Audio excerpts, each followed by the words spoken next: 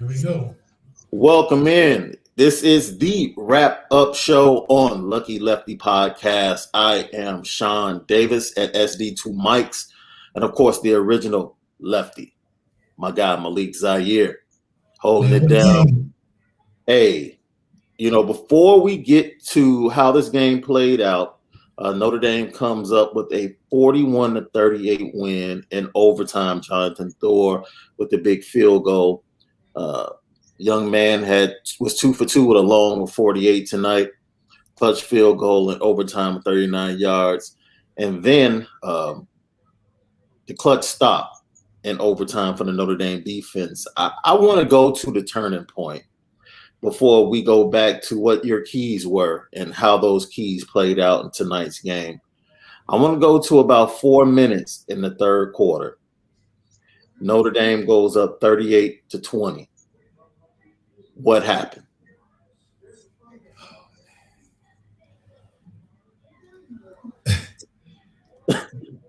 We keep it a buck. We spin it different. So what I did like, though, about the fact that we were up like that is I really thought we were going to seal the deal and close the coffin. But I just can't figure it out how in a game we always allowed a team to just hang around. It was eerily similar to that Texas game. Very similar. Very similar. And I'm watching it happen in slow motion because I just couldn't figure out what it was that we was necessarily doing wrong. Outside of us just letting some stuff go here and there, I thought we were playing generally a pretty good game. Now, at that point, it seems like we go up 38-20, and Marcus Freeman decides to go to the 3-3-5 predominantly for the rest of the game. The only thing to that point, the two quarterbacks for Florida State, Mackenzie Milton and Travis, combined for 14 for 26 for 178 yards, 2 touchdowns, and 3 interceptions. They averaged 5.5 yards on the ground. Stats right here. Let me make sure I get this correct. 48 carries for 284 yards. The only thing they could do was run the ball tonight. You go up 18 and you go to a 3-3-5 front defense instead of the defense that has been making plays all night and pressuring the quarterback. All of a sudden, Travis is able to run around because there's only 3 guys rushing. He gets outside of the contain multiple times. They hit you with the run. They hit you with a couple of dink and dunk passes. Before you know it, it's a 3-point game. But you got to understand the logic, too. When you up that much, 18 going into the fourth, I can see not give up explosion plays either. That was the key to the game. Just don't let the speed guys get behind you and just rally to the tackle. It would just so happen to be enough time for them to keep chunking us and to get back in the game. But I think the defensive switch made sense. I mean, I would put 5 DBs out there, and I don't believe they could just outright drive down the field. But we've never had since 2012 big enough D linemen to really do a 3-down. I said the same thing. It just looked like we were going to give up at least 5 yards on the run for Florida State every time, just because it didn't feel like we were plugging those holes as fast. They were pushing us past line of scrimmage, and that was an easy 3. And then you got an explosive back with Corbin. I mean, he was making it happen. So it's a testament to Marcus Freeman trying something different, but that Texas game, we gave away 50, and I just remember how ugly that got. So let's go to your keys to the game. And your first key, of course, was Jack Cohn. Yes, it was. What are your thoughts about Jack Cohn tonight? 26 of 35, 4 touchdowns, 1 interception, 366 yards. The 1 interception was basically the Hail Mary at the end of regulation. So I don't have a problem with that. Jack Cohn. I think what Jack Cohn did so special was he took chances. I think he took more chances than Ian would, considering that I don't think Ian had as much trust in the downfield receivers' ability like Jack Cohn made his receivers have trust. I mean, Yeah. there was a lot of times in the game where he was just like, you know what, I'm a fifth-year guy. I'm going to give my guy a chance. We're down at Florida State. These are the type of plays. And that's something that stands out about him, is that he understands the situation of the game, and he's playing to win. You know, a lot of guys are in that position at quarterback playing not to lose, but in a situation like that, a Sunday night college football, kicking off the week, one of the toughest places in the country to play, he played to win and he took shots and it paid off. Kevin Austin, our guy we talked about so much, he showed up for our guy Jack. And we really got to see the potential and the ceiling of what multiple threats could look like on a Notre Dame offense, not just Kyron Williams and Michael Mayer going crazy. I mean, you saw a little bit from everybody. Even Prince had an amazing grab today. So Jack Cohn is inspiring the guys around him to get involved. And when you do that, not only is it more entertaining to watch Notre Dame offense, but you make the games a lot better for the offense as well. It took a little bit of pressure off that offensive line easy. He's a calming presence. That's what I picked up. He's very calm. Yeah, even when BK got in his face on the sideline, he's very calm, listened, said okay, took accountability and responsibility for what he didn't do, especially not catching that ball on the snap, which led to them not being able to convert on third downs. Yeah. And on top of that, I thought the defense, outside of the big plays and that 3 minutes to go in the third quarter all the way to the end of the game, I thought the defense played pretty well. They did a very good job of applying pressure to Travis. Early on, they wouldn't let him outside for contain. He would have to run up through the rush, and they ended up getting him for a sack or either 2 or 3 yard gain. So I was pleasantly surprised with that. I did love the blitz on that third down and overtime.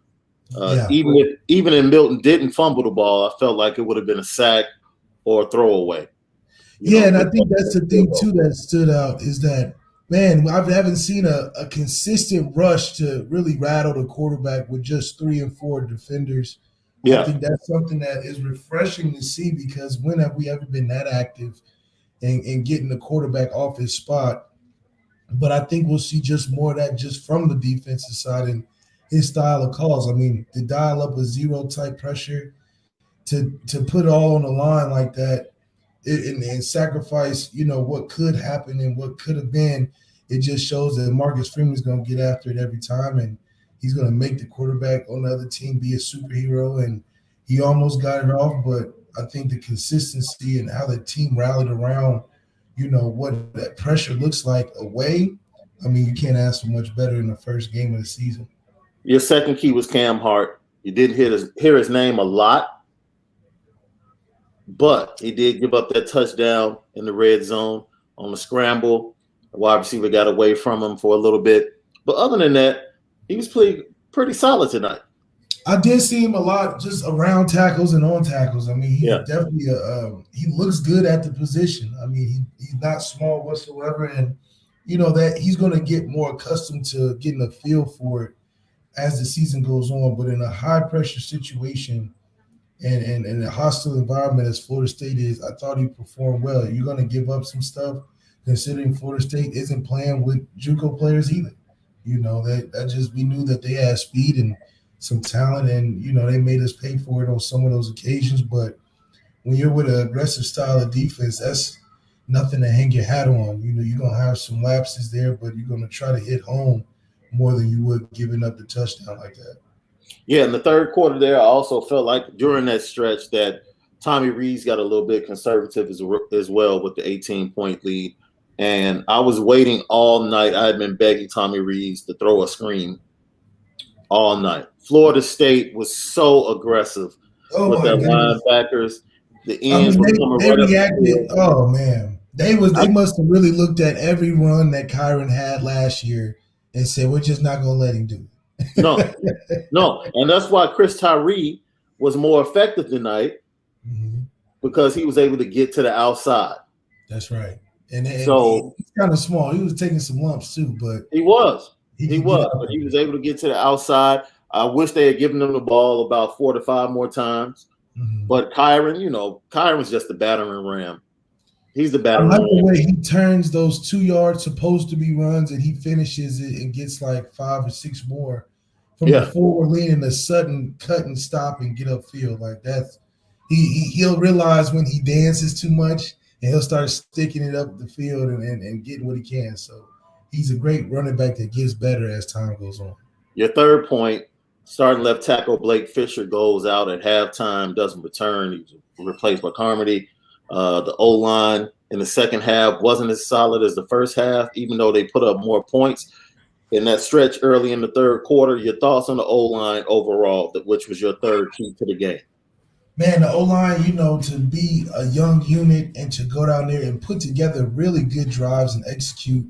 They even did from the sped up tempo in the early on to just being able to line up and grind out some of those quarters. It's a testament to how we can reload an offensive line, even though we're young, and still be able to put together a great showing for a first game. I mean, this is the first game of the season, and we look like we're in mid-season form, even though we have a lot of young guys. So Jack was confident. I mean, to put up 38 points as a young offensive line is at a hostile environment is not easy. We made it look pretty easy today, and hopefully – we'll put it together to where the other team isn't given as much time to come back. We can probably spread out the love a little bit more. Yeah, we would love your comments. We see you guys out there watching on our YouTube channel. Please subscribe, like, and also if you have any comments and questions for us, go ahead and type those and we'll get to those questions and comments as soon as we can. I want to bring up, this has been something that troubled the team last year, which was a linebacker position. On the 89-yard touchdown run by Shaun Corbin, you saw it. They pulled the guard and the tackle. Shane Simon takes a false step to the right, and he's supposed to be right there in the hole fitting. He's a step behind. He misses the tackle. Shaun Corbin gets to the outside, splits the defenders. He's off to the races for 89 yards, and the tone of the game changed right there. Because I felt like Notre Dame dominated the first quarter and honestly should have had 14 to 21 points if they didn't shoot themselves in the foot. Our guy Michael Mayer, 2 big drops tonight. Oh, man, yeah. And that's okay. I even tweeted earlier, I can live and die with Michael Mayer. I don't mind him dropping it. That's a really good chance for us to make it happen more times. Kyron with the big bobble that caused him to fall short on the 4th down, which was huge. So, like I said, Notre Dame played very well offensively. Yeah. Very well. You just had those little plays that stop drives, caused them not to be able to complete 3rd downs or convert on the 4th down. And if they do that and they clean that up, you're looking at a team that possibly puts up 50 points tonight. For a first game, we had potential with 1 or 2, things going on, and then a lot of surprising guys stepped up today. Yeah. It just showed that we could really have something that's different and dynamic than even last year. I thought Ian Book was a great playmaker for us, but Jack Cohn's playmaking ability for other guys around him is something that is pretty refreshing to see. I'm sure a lot of guys touched the ball tonight. Even Avery Davis got in there. So yeah. No doubt. That's crazy. That's crazy. So I'm trying to watch post-game feeds and see what's going on. And it seems like I want to start with Brian Kelly right after the game on the field. Right? He tried to have a funny moment and he kind of mixed up his words and it came out the wrong way. I'm not about to sit up here and, crucify Brian Kelly for trying to be funny and just missing the mark. But he talked about the execution. I was happy with this. We talked about this on our season preview, that we both were ready for the attitude of Notre Dame and this program to change. That's right. And the one thing I took from what he said post-game is he's not happy because his expectations now are playoffs. That's it. That's it. That's all it can be. That's the only expectation you have at Notre Dame. That's what the program has elevated itself to. And to hear him say that After a win, I was pleasantly surprised, and I was like, okay, this is the mindset I've been waiting for. Yeah, I mean, he almost said it as if this was supposed to be way easier than what we finished. And yeah, I think that's the way he felt. Yeah, he was like, we should have been executing and scoring a lot more points and stopping them a lot early. I felt the same way. I think we gave away like that 90-something, 89-yard touchdown run. That doesn't happen usually for us. We cut him loose. We cut the bomb right after that they went up with. Well, they got schemed on that one. They got schemed on that one.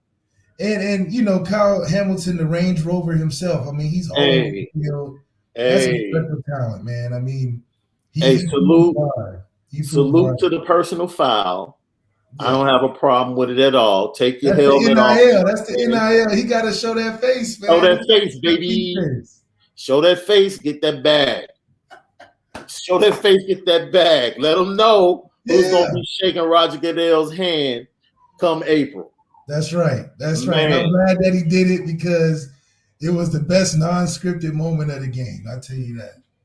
Let's talk about that interception. You're the quarterback.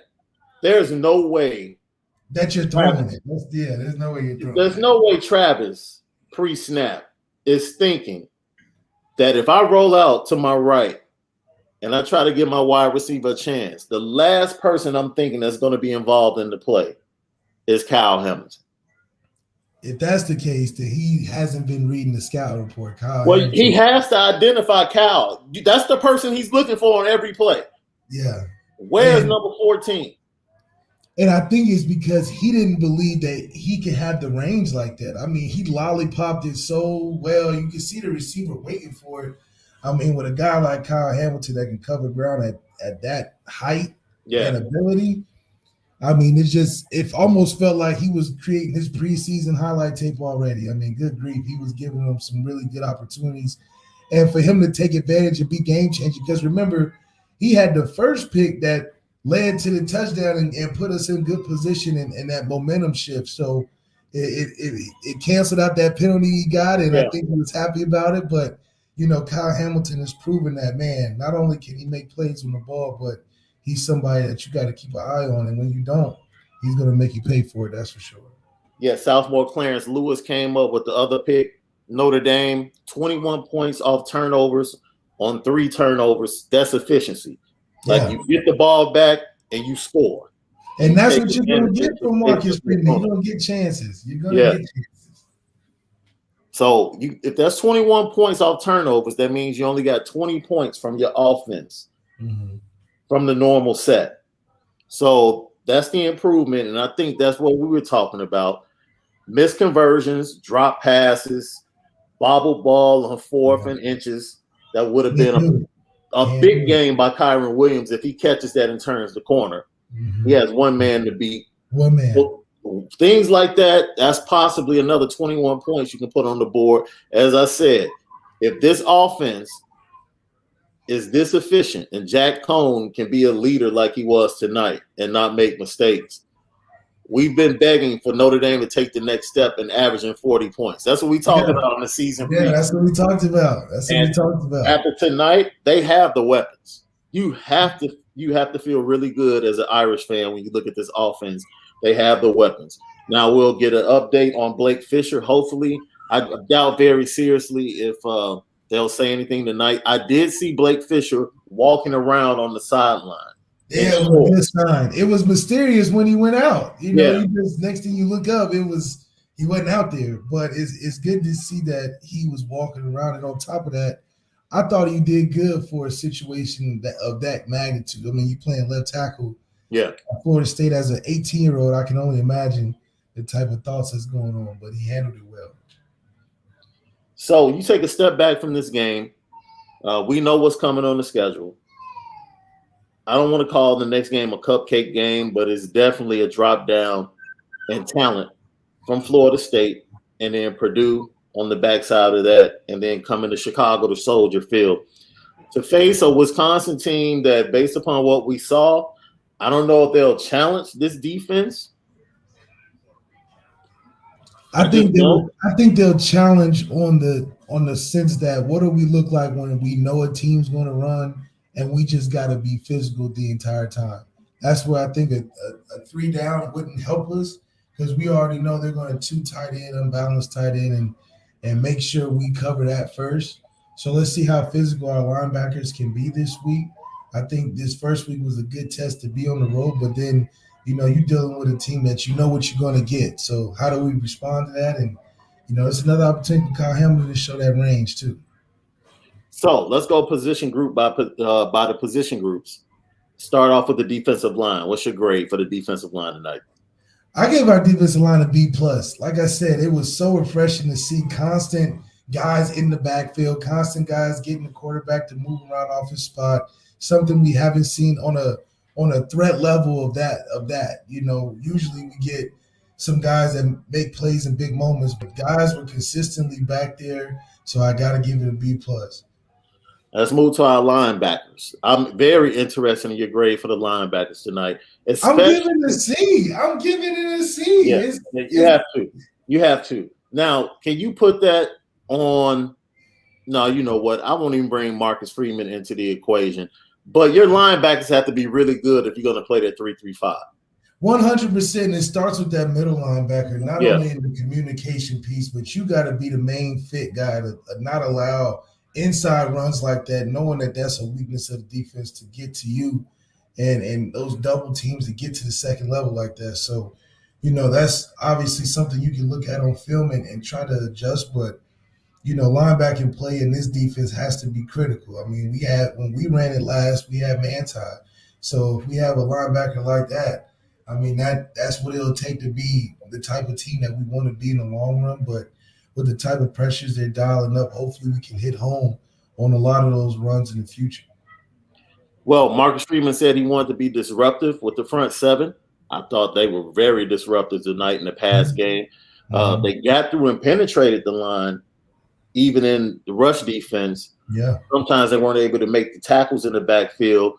And like you said, with the linebackers not making the right fits, that led to Florida State being able to do some damage on the ground. That's right. The defensive backfield, the DBs. Man, anytime you're giving up 30-something points, I can't give you anything higher than the C.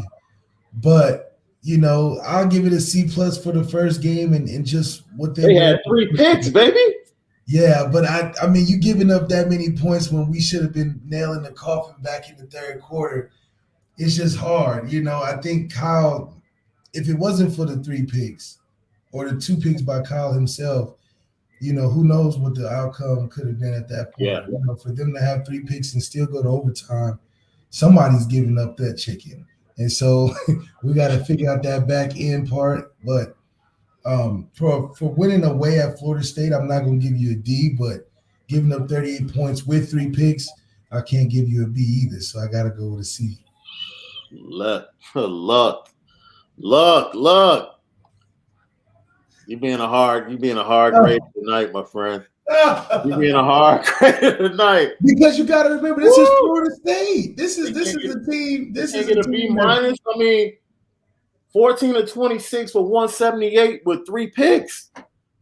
That can't get a B-. I just know that this is a Florida State team that's not the Florida State team that was winning championships. Okay. And on top of that, we can't give a guy that hasn't played all game, let him go 4 for 4 when it matters. You know what I mean? So that's something that maybe it was the wrinkle that they unintentionally got as a Florida State offense to have him pop in a game like that. But it's unacceptable when you when the game's on the line, you can't make it that close. You almost ruined Jack's great opening day. He was out there kicking butt. So I'm glad they got to hold on to it. Let's flip to the other side of the ball. What's your grade for the wide receivers and the tight ends?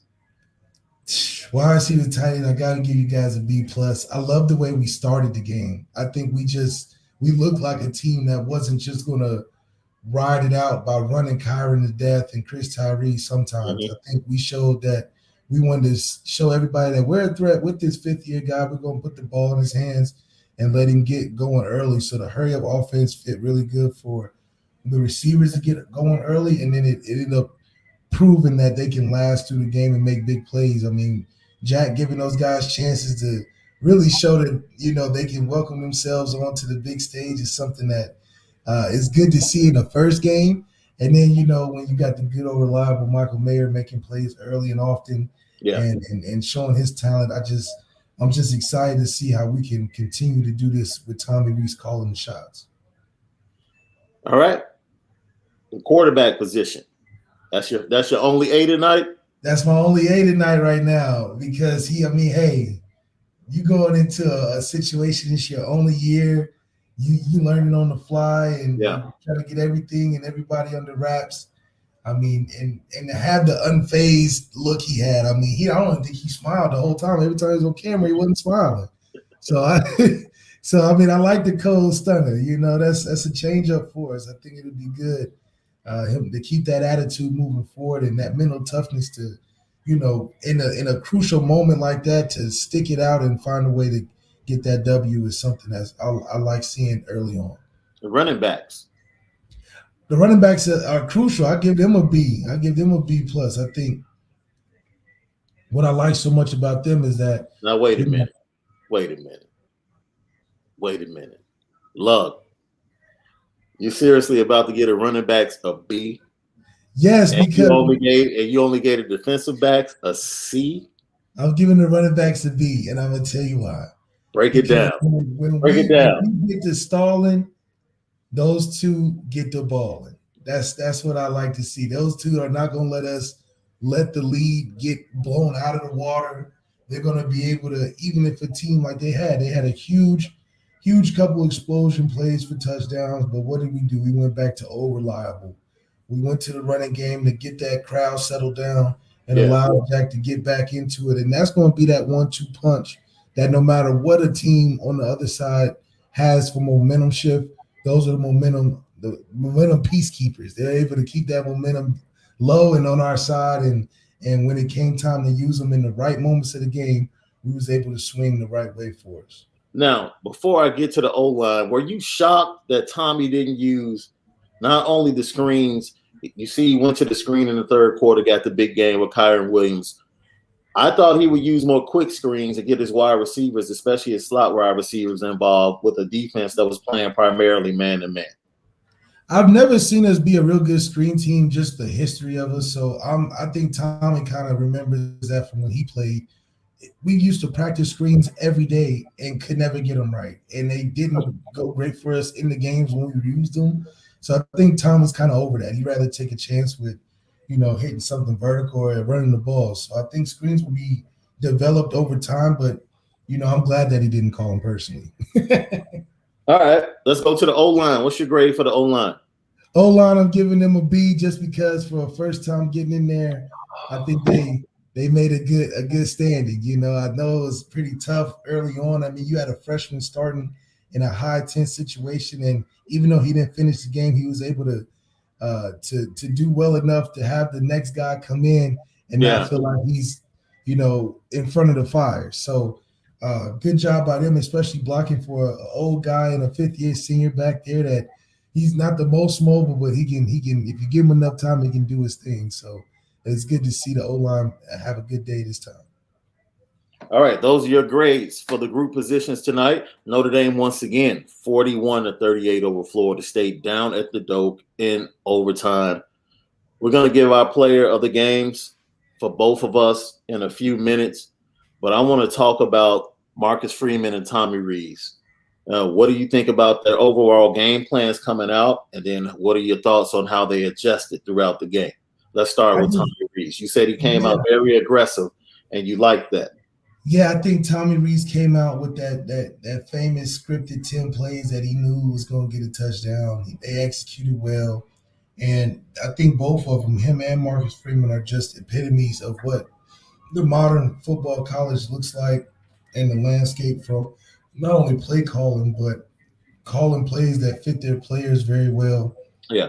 And at a time where, so much going on from transfer portals to picking up guys on the fly and mixing different guys here and there.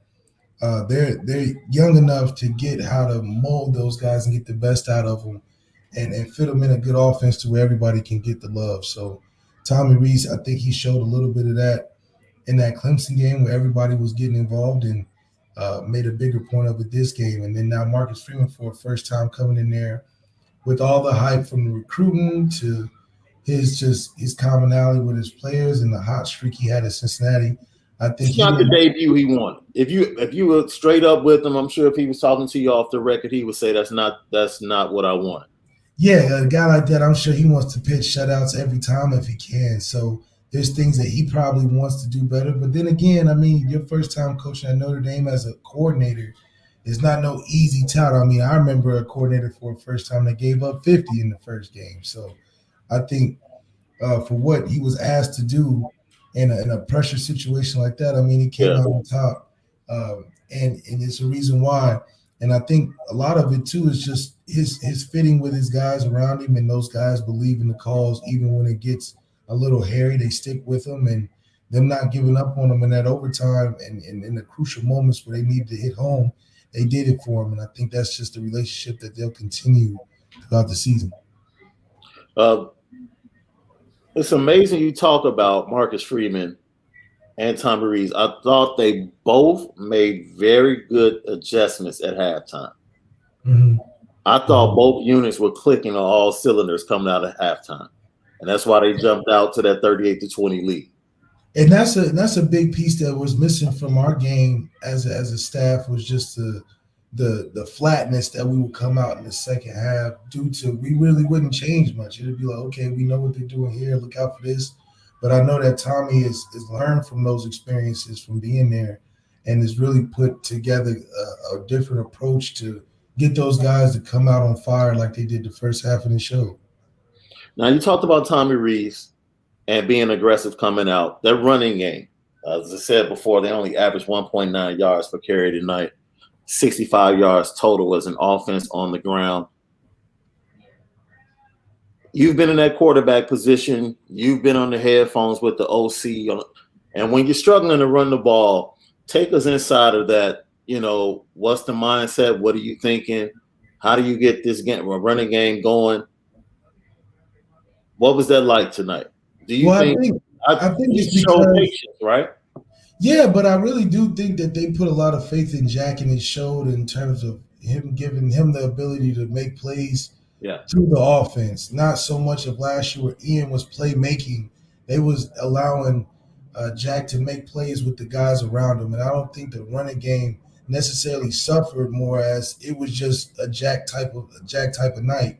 And Tommy and Jack must have a great relationship because they were clicking on all cylinders on I felt like they were on the same page and what they wanted to see, and that the run game may have been not showing of what it was in the past on the stat sheet, but I think they're comfortable in what they were running to not feel like, the run game was in danger tonight. We heard that this kid was making plays in camp.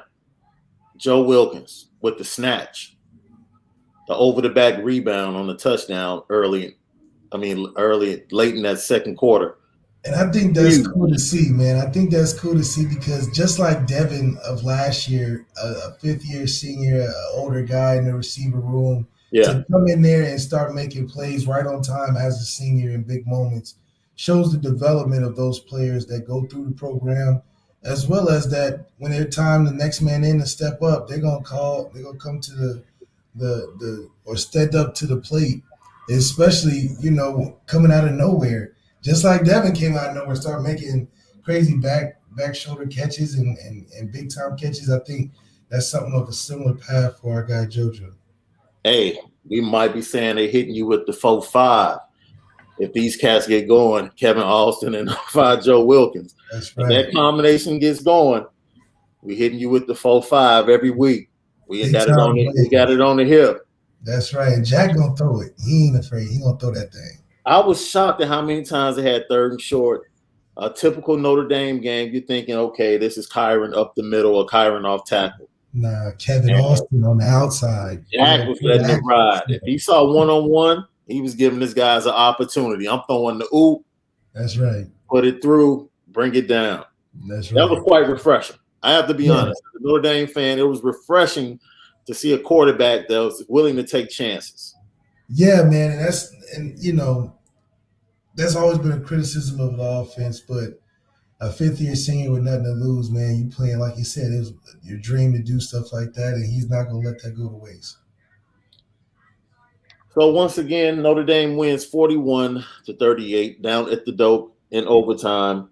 We get ready to wrap up the wrap-up show and let you all get out of here, man. We hope you guys have had an incredible Labor Day weekend, and hope most of you get a chance to rest up on tomorrow if you don't have to go into work. Enjoy your families a little bit. But this one is, I'm going to be honest with you. Before we started the show, I was a little disappointed. I have to be honest before we wrap it up. I was a little disappointed. And the only reason I was disappointed, I thought I was about to get that first game blowout win, swagger win that I've been waiting for this program. Like, yeah, we're here. I don't think that'll ever happen. I don't think that'll ever happen. You warned me about these primetime Notre Dame games, how they just kind of always are drama filled. Yeah. And great theater, so people can be drawn into the brand. And that's why they hate us or love us at Notre Dame, because we make everybody watch us when nobody else is on TV. And we were supposed to win on paper, and we're gonna make it close, and then right up to that point, we can take your heart away, and that's what makes us so traditional, and that's why people love us, man. Right? Yeah. So once again, the wrap-up show right here. We want you to go to Lucky Lefty Podcast and follow the YouTube page. That's Lucky Lefty Podcast on YouTube. Follow that page. Subscribe. Like, you'll get all of our great content. Our live show is each and every Wednesday. That's each and every Wednesday at 11 a.m. Central. That's 9 a.m. Pacific and noon on the East Coast every Wednesday. And we drop content every day. Every day when news breaks, whether it's Notre Dame football, college football, the NFL coming up this week starting on Thursday night. I know this next week we'll be talking about Naomi Osaka and how difficult it is to stay on top as a professional and some other things. So we hope you tuned in tonight. We hope you appreciate what we've given you as far as the wrap-up show and post-game. We'll give you a little bit more this week. When we hear about Blake Fisher, make sure he's okay. More than likely, from all the tweets, he'll be out next week against Toledo. Hopefully they get him back against Purdue. If not, then we'll probably see him against Wisconsin. So for my guy, Malik Zaire, we are the Lucky Lefty Podcast. I'm Shaun Davis. We bid you adieu until we see you again on Wednesday. Take care.